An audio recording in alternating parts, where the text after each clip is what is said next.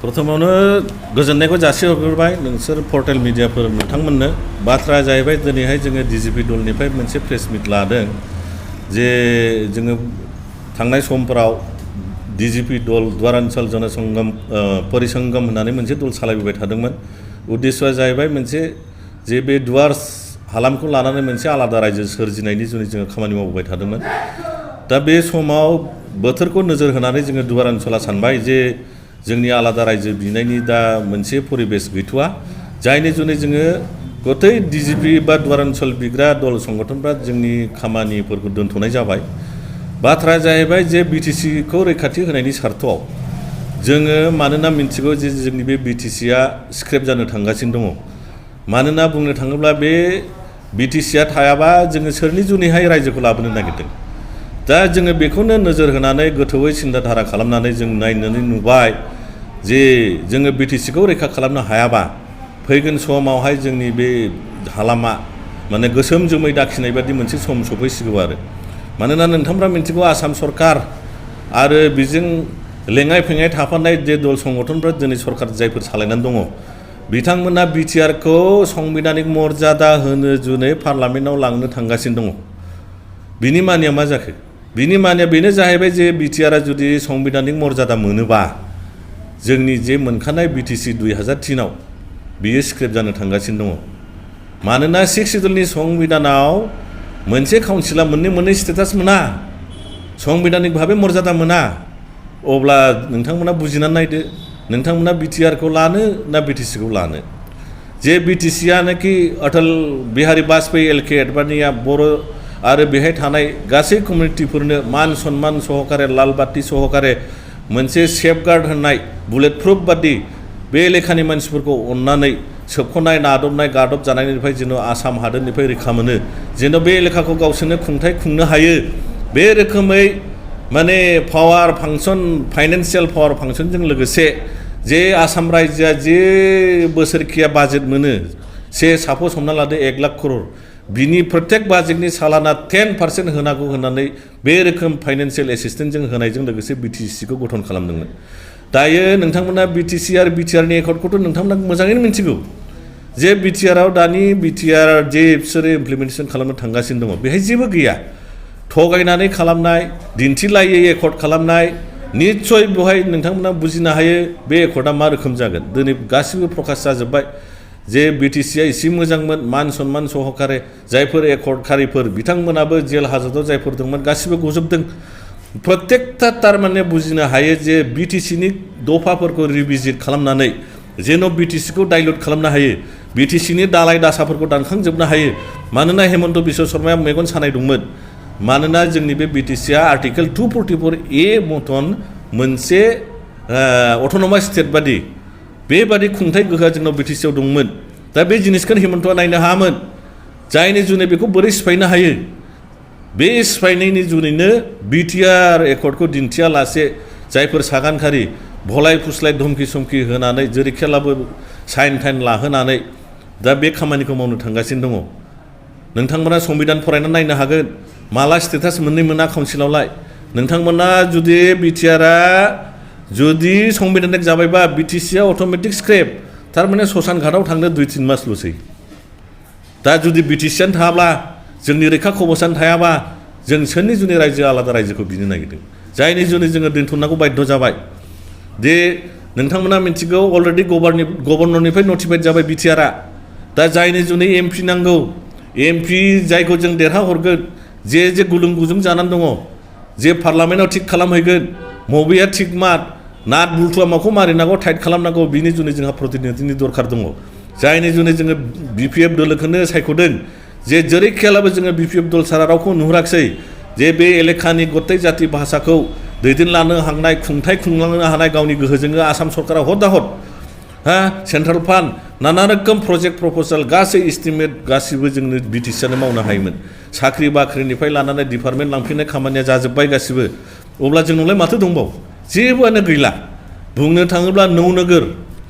दुवार्स हालामाव नौनोगोर होननाय दंमोन सिखना जोहोलावा बे लेखाखौ सालायोमोन मा घटना जादों मिन्थिगौ नोंथांमोना गोथां जारिमिन बेफोरखौ बिजिरनानै नाय आहमफोर फैनायनि सिगांनो बे दुवार्स हालामखौहाय 12 जन चिफटेन्स बिदा फंबायनि हावरिया मेच बिसोरो गासै मिलायनानै सालायलायोमोन जेब्लानाखि ब्रिटिशआ फैयो 1865 आव दुवार वार जायो बे जानाय समाव सिखोना जोहोलावा सानबाय जोङो बे हालामखौ जों जेरैखियाबो रैखाथि खालामथारनांगोन माखासेया थांबाय हावरिया मेचनि बंस'आ बिसु सिसुमोना फरेनारफोरजों ब्रिटिशफोरजों लोगो जाबाय थारमाने बे एलेखाया भुटाननि खबजाव थांदोंब्लाबो 1700 ख्रीष्टाब्दआव बे एलेखाखौ भुटाना डाइरेक्ट खुङामोन भुटान सुजारेन्टिनि गाहायाव त्रिबुटारि स्टेट होनोमोन बे त्रिबुटारि स्टेटनि दैदेनगिरि दलपति सेनापतिखौ होनोमोन चिफटेन्स बिथांमोनानो खुङोमोन बे खुंनाय एलेखाखौहाय लाखिनो जुनैहाय नोङो सिखोना जोहोलावा ब्रिटिशफोरजों नांदों दाना बे जुद्धआव मा जादों मिन्थिगौ बिदा फंबायसो नांनानै स्रां ब्रिटिशफ्रा सासेबो थैयाखै दा जोंनिबो सेम हेमन्त शर्मा जाहैबाय ब्रिटिशनि गभर्नर बियो हमनानै लादो जोंनि माखासे मानसिया जोङो हेमन्त बादि ब्रिटिश रुल खालामग्रा बादि प्रलबनखारि जे हेमन्त बिश्व शर्मा बेजों लोगो जानानै दङ दा दल मोनसेया दङ बिटिसिखौ जेरैखियाबो लाखिथारनांगौ मानोना बे एलेखाखौ जों खुंबोखानाय खुंथाय हायो जोङो मानो जोङो मालायनि गोहोजों जों बोरै खुंजानो नोंथांमोननि न'खरखौ मा हेमन्त बिश्व शर्माया सिबना होफैयो सिस्ला नोंथांनि फुख्रि नांगौ दैखर नांगौ माबा नांगौ जानाय लोंनाय बेखौ मा आसाम सरकारासो नायना होयो नामा नोंथांनि न'आव होआ जोंनि खुंथायजों जों खुंनो हायोब्ला जों बबे जायगायाव बान्दा कबि गायनांगौ खान्थाल बिफां गायनांगौ थाइजौ बिफां गायनांगौ बेखिनि खुंथाय गोहोआ जोंनाव दङ आरो बे गोदोनिफ्रायनो दं जायनि जुनै एलके आडवाणी अटल बिहारी वाजपेयी मोना बे लेखाखौ आसामनि नादबनाय गादबनाय सौख'जानाय ट्राइबेल एरिया मेजरिटिखौ 6 सिडुल लाथोंसै होननानै बे जिनिसखौ मावनानै होदोंमोन दा बेफोरखौ गासैखौबो मेगन सानानै मानोना जोंनि स्टेटासफ्रा चिफ मिनिस्टार बादि चिफ होनोमोन केबिनेट पर्यायनि स्टेटासमोन लाल बाथि गोजा दिनै बुरो बहाथो लाल बाथि नुयो स्रां जेबो गैला डिसि इन्सपेक्टरखौनो सार होनला हैयोनो दाना बे रोखोम जानानै जोंनि परिस्थितिया फैबाय जायनि जुनैनो जोङो बिटिसिखौ जेरैखियाबो बासायनांगोन बुंनो थाङोब्ला फैगौ बिसायख'थिनि प्रत्येकता बिसायख'थियाव जों देरहानांगोन हाग्रामा सारखौ बिपिएफ दलखौ मानो लायाखै 17ता देरहाखांनायनि उनावबो मानोना हाग्रामा सारनि दलखौ लायोब्ला बिटिसिखौ स्क्रेप खालामनो हाया जायनि जुनै 17ता देरहाखांनायनि उनावबो बिसोरो बिपिएफजों एलायन्स थासेयावबो स्टेट सेन्ट्रेलाव नोंसोरजों एलायन्स गैया होननानै लाना खारलाबायनानै बिसोरो हाइजेक सरकार दा सलायनानै दङ मानोना बिटिआरखौ जेरैखियाबो इमप्लिमेन्टेसन खालामनानै जोंनि जे बे ट्राइबेल उद्दिसित एलेखा बेयाव जे माने फास्टेस्ट ग्रयिं मोनसे काउन्सिल जानो थांगासिनो दङ बेखौ धुलिसात खालामनो हायो आसामनि सिङाव हान्थु खराय नांफिनो जायनि जुनै जोङो होनदों जोंनि सार्थ जोंनि आलादा रायजो बिनायखौ दोनथ'नानै दिनैनि दिनाव जोङो बिटिसिखौ नुहुरबाय खबरस्थानाव खालि लांनानै फबैनो दरखारसै बेनि प्लान पलिसिया सिगांनिफ्रायनो बानायखानायमोन 2020नि 27 जानुवारियावनो बिटिसिखौ दानदों अफिसियेलि दानखाबाय दा बेखौ खालि मोगथाङाव ससानखलाव लांनानै दिनैनिफ्राय बिटिसि गैला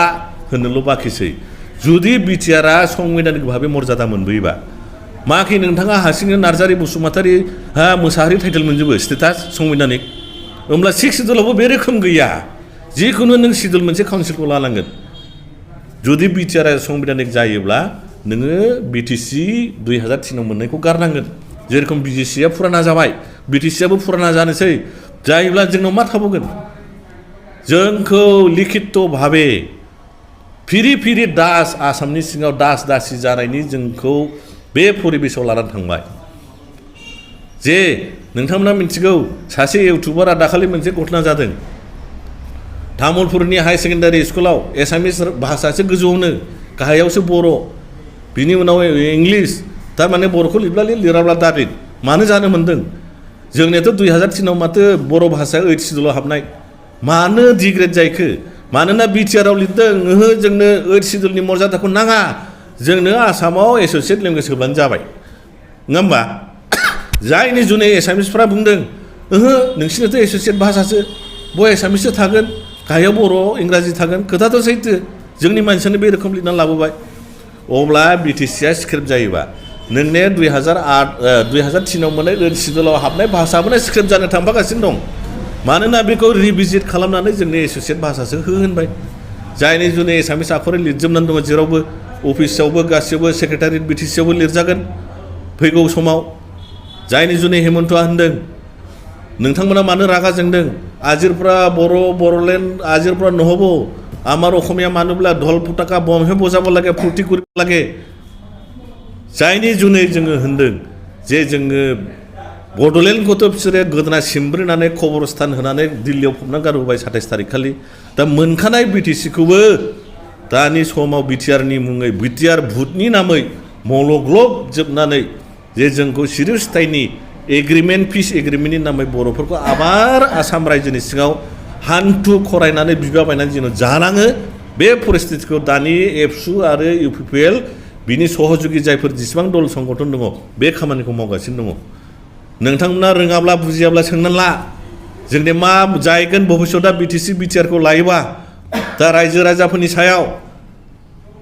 जोंखौ होनगोन जे नै बेबो बिपिएफनि दालाल जानानै फैलायबाय जों होनाखै बेखौ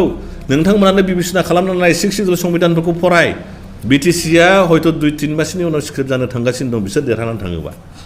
जायनि जुनै जोङो जेरै खेलाबो बे बिटिसिखौ लाबोनाय दानाय दल बिपिएफ दलखौ जोङो विभिन्न जाति कमिउनिटिनि मानसिफोरजों लोगोसे जोंनि बर' मानसिफ्रा खमसे खम बे दोलोखौ सापर्ट होनानै फैगौ बिसायख'थियाव देरहाहोथारनांगोन नङाब्ला बर'नि जारिमिना भबिष्यतआव गोसोम लिरजानाया सफैसिगौ गोजोन्थों